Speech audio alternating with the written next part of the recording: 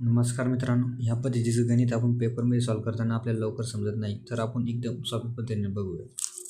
जर क्रमावर एक संख्येचा फरक असेल तर काय करायचं माहिती आहे का? इथे 74 आहे. 1 मिनिट. 74.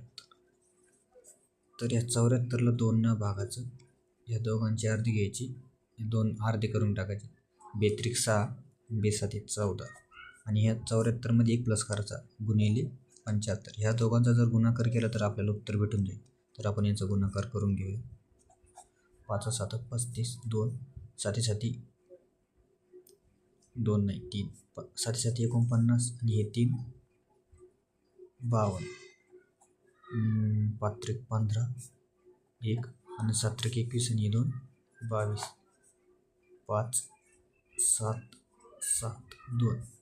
तर आपलं उत्तर आलेलं आहे मित्रांनो. काय करायचं, ह्या 74चे अर्धे करून घ्यायची आणि 74 गुणिले 1 75, या दोघांचा गुणाकार केला तर आपल्याला उत्तर भेटून जाते. सॉरी, हे बाजूला होतं.